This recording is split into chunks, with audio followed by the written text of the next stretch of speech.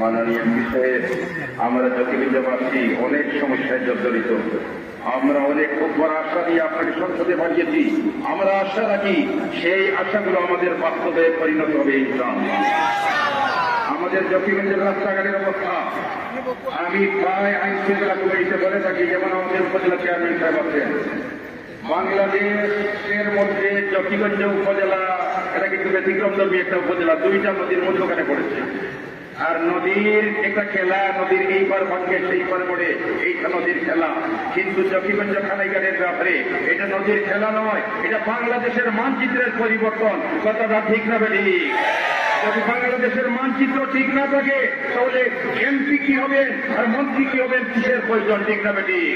এজন্য প্রথমে আমাদেরকে বাংলাদেশের মানচিত্রকে রক্ষা করতে হবে।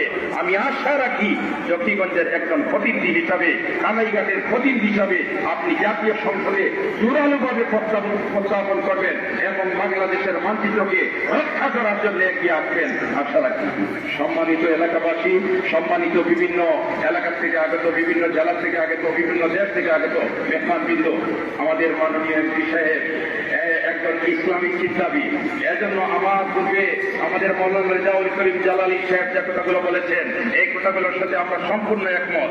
কারণ বাংলাদেশের এই সমস্ত স্কুল, কলেজ, ইউনিভার্সিটিতে যে সমস্ত ছেলেরা পড়ে, এগুলো কিন্তু বাংলাদেশের সম্পদ।